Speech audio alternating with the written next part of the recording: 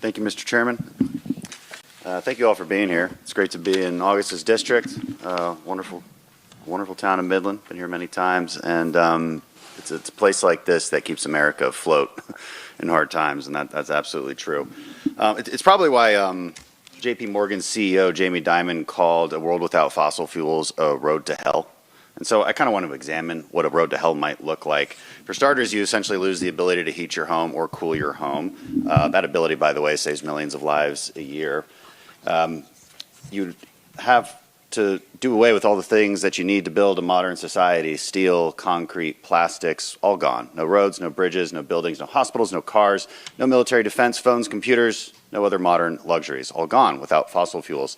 And oh yeah, fertilizer too. Synthetic fertilizer is one of the main reasons we can feed billions of more people than we ever thought possible. And that's made because of natural gas.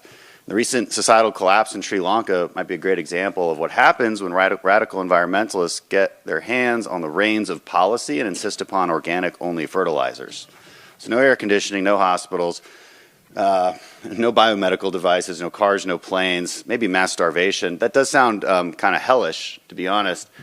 It's more than that. I mean, it's the basic things we need to stay healthy. It's antihistamines, antibiotics, cough syrups, lubricants, creams, ointments, any gels, processed plastics, which are made for heart valves and other specialized medical equipment.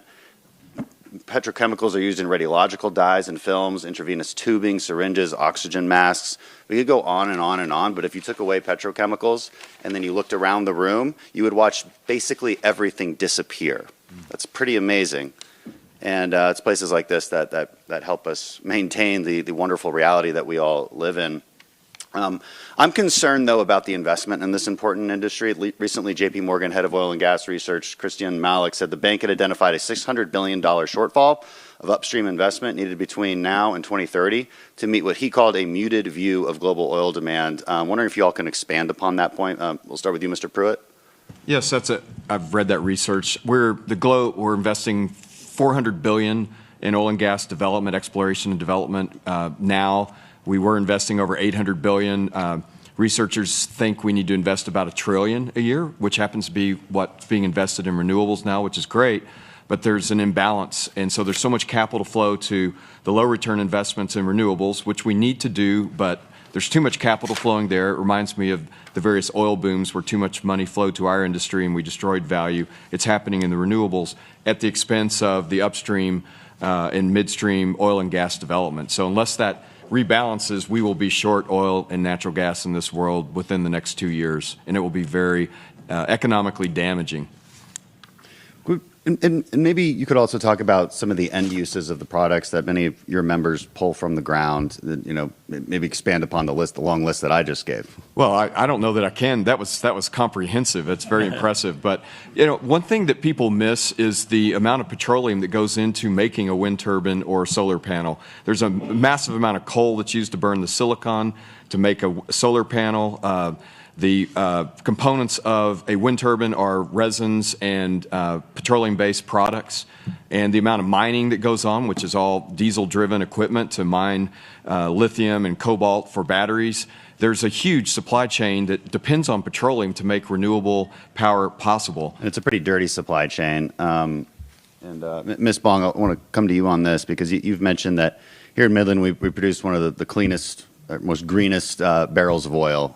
I'm paraphrasing, I think, what you said, but I tend to agree. I've seen research that says that American natural gas is 42% cleaner on a life cycle basis than, say, Russian natural gas. Can you speak to that and how your industry here is cleaner than the rest of the world?